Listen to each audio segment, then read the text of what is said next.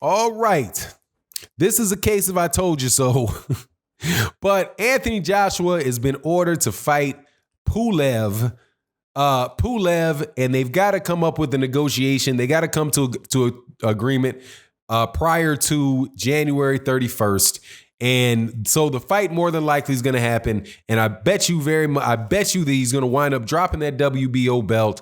But man, all the shine is off this dude, Anthony Joshua. Let's talk about that in this video.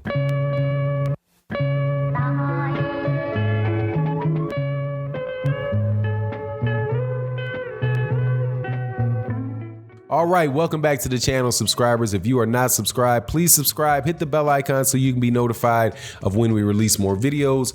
And I also want to say a special thank you to everybody that supports on the Patreon, everybody that supports in the live streams Monday through Friday. Your support is much, much appreciated. Please make sure that you come to OG Boxing Talk on Sunday morning at 8 a.m. where we wrap up the week in boxing with my partner, Blood Boxing, and my other co-hosts. We're going to be there 8 a.m. Central Standard Time. All right. Excuse me.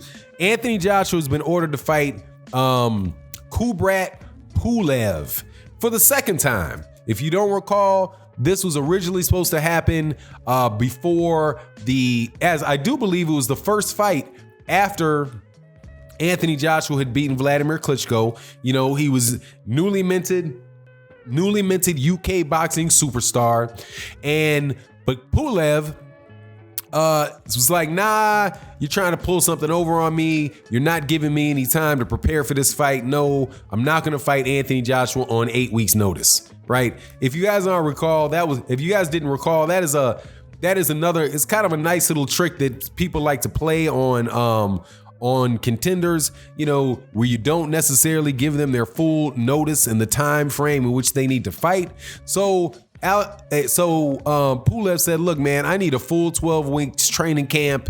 I need a full 12 weeks training camp to prepare for Anthony Joshua. I'm not doing it in 8 weeks. But then, so he originally said that he wasn't going to take the fight, but then he changed his mind, and, you know, and then ultimately backed out of that with, you know, I think it was a shoulder injury or something like that he faked. So once he faked an injury, then Anthony Joshua, and this is hilarious, then Anthony Joshua went on ahead and fought Carlos Takam. Now, the funny thing about that situation was that there was two mandatories at the time. It was Kubrat Pulev for the IBF, and it was Luis Ortiz for the WBA. And the WBA had actually ordered their mandatory first. Now, after Anthony Joshua won the WBA belt, the vacant WBA belt, when he fought Klitschko. Now, the reason why the WBA pushed it is because they had agreed that Anthony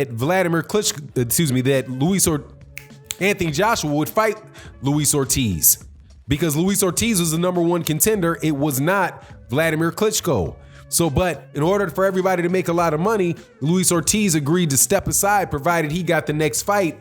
Anthony Joshua and Eddie Hearn reneged on Luis Ortiz and wanted to take the Kubrat Pulev, the easier Kubrat Pulev route. But then Kubrat Pulev was like, nah, I'm not doing that. He pulled out. But what did they do? Instead of going fighting Luis Ortiz, they decide to fight Carlos Takam.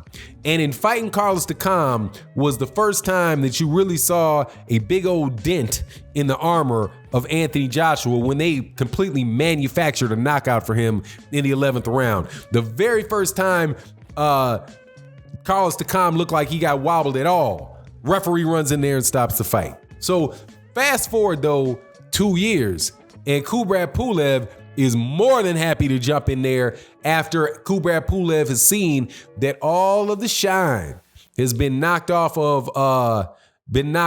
Anthony Joshua. And he might be thinking, this is Humpty Dumpty right here. Okay, Humpty Dumpty sat on the wall. Humpty Dumpty had a great fall when Andy Ruiz bust him in the head and cracked everything up. And yeah, you know, Andy Ruiz he lost in the rematch, but Anthony Joshua just didn't look the same. He's jabbing, he's staying on the outside, trying to stay away, trying to turn into a nouveau, a cowardly lion version of Larry Holmes. Because I ain't giving this, oh, he look like Ali. They ain't look nothing like Ali to me. But whatever, maybe a 2002 Larry Holmes, something like that. That's an exaggeration. He looked better than the 2002 Larry Holmes. But anyway, you get my point. So now this fight is going to be made, and dude, this is a 50-50 fight, man. This is and Kubrat Pulev and Anthony Joshua, to me, is a 50-50 fight. Now, more than likely, it's a 50-50 fight if this fight doesn't wind up in Wembley, where Anthony Joshua is going to get the call if it goes to the scorecard. And Kubrat Pulev is a big guy who's got a decent jab, but he's just a jab, straight right hand type of guy. And, but he has the ability to beat Anthony Joshua. It's just so amazing to me, man, how the aura of Anthony Joshua has just dang near completely faded into the distance, man. They're going to try to, and we will see how well this fight does also. Is this fight going to be in Wembley? Is Saudi Arabia going to pay $100 million to get Anthony Joshua to go there and fight Kubrat Pulev, right? Just where is this going to be? Most everybody, I don't know anybody that has Anthony Joshua as the top heavyweight anymore. Quite honestly, man, I don't necessarily know if he's a top 4, if he's a top 3 heavyweight, in my opinion, because I don't see any difference between him and Luis Ortiz. Anthony Joshua got knocked out by Andy Ruiz, and Luis Ortiz got knocked out twice by Deontay Wilder.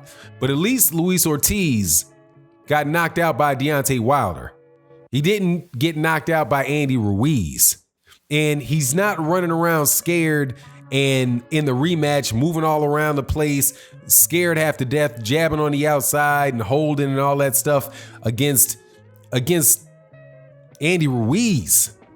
Man, I don't know, man. I don't know if all the horses, all the king's horses and all the king's men can ever put that bum ass dude back together again, man. He just looks real. He just doesn't look right, man. But I do believe that all of it will wind up being a good situation for Daniel Dubois. Because Daniel Dubois, I do believe, might very well truly be the real deal in as far as UK heavyweights, and really be the UK heavyweight that they're looking for.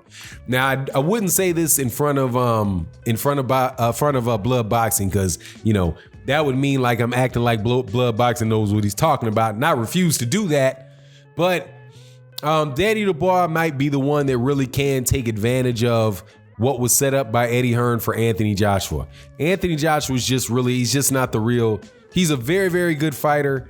I believe that everything that I've seen about him, he's a nice young man, but he's just not he's just not going to pan out to be all that he was cracked up to be.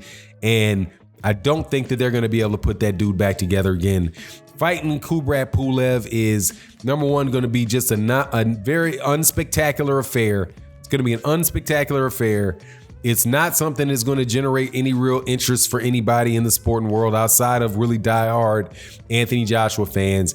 The Deontay Wilder and Tyson Fury rematch is just really gonna, the winner of that fight or the winner of that trilogy really is just, is just gonna be the man at heavyweight, and Anthony Joshua is just gonna be the guy coming up third, man. Anyway, that's how I take it. But I've seen this coming up. I've seen this coming pretty much since, like I said, the Carlos Takam fight. Anyway, you let me know what you think in the comment section. And with that, I'm out. Peace. The guy coming up third, man. Anyway, that's how I take it. But I've seen this coming up. I've seen this coming pretty much since, like I said, the Carlos Takam fight. Anyway, you let me know what you think in the comment section. And with that, I'm out. Peace.